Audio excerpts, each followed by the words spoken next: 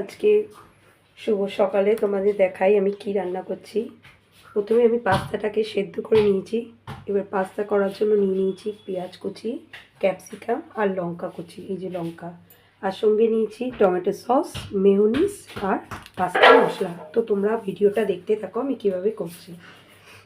প্রথমেই আমি সাদা তেলটা গরম করে নিয়েছি, তার মধ্যে দিয়ে দিচ্ছি ক্যাপসিকাম, পেঁয়াজ কুচি আর লঙ্কা কুচিটা। তো এটা আমরা ভাজা ভাজা করে নেব, তারপরে মশলাটা দিয়ে দেবো। শুকনো আছে করবো একটু, কারণ থাকছে। দেখো সাদা তেলে করলে জিনিসটা ভালো, শরীরের পক্ষে ভালো। আমি বেশিরভাগটা সাদা তেলেই করি, অনেক বাড়িতেই করে জানি। তো আমরা একটু এটা ব্রাউন করে ভেজে নেব। তো এটা ব্রাউন ব্রাউন হয়ে এসছে দেখো, আর একটু ভাজা হতে হবে। একটু আঁচটা আমি বাড়িয়ে দিচ্ছি তাড়াতাড়ি হওয়ার জন্য।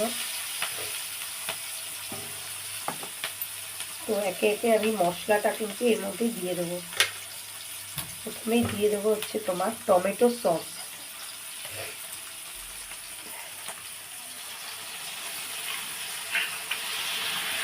তারপর দিয়ে দেবো একটু চিলি সস।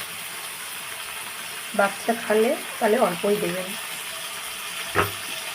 তারপরে দিয়ে দেবো সোয়া সস কালারের জন্য। এবারে এটাকে আমি একটুখানি ফ্রাই করে নেব।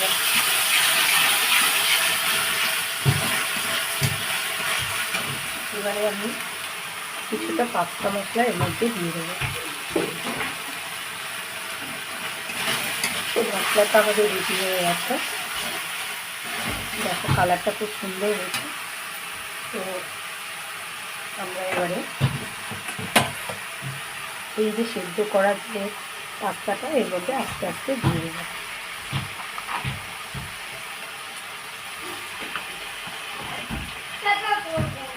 জলটা ছড়িয়ে নিলে ভালো হয়, আমি জলটা ছড়াতে পারি, আমি তো এখান থেকে জল ছড়িয়ে নিচ্ছি।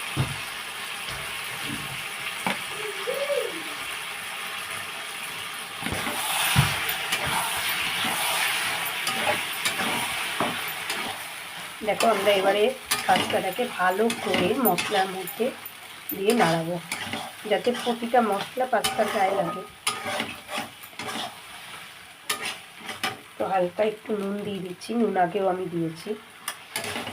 বেশি নুন হয়ে গেলে তো খেতে ভালো লাগবে না। তো আমার কিন্তু পাস্তাটা রেডি হয়ে গেছে। দেখো আমার ছেলে খাওয়ার জন্য চামচটা রেডি করছে। তো কেমন হয়েছে আমার পাস্তাটা সাজানো, তো তোমরা কমেন্টে অবশ্যই জানিও।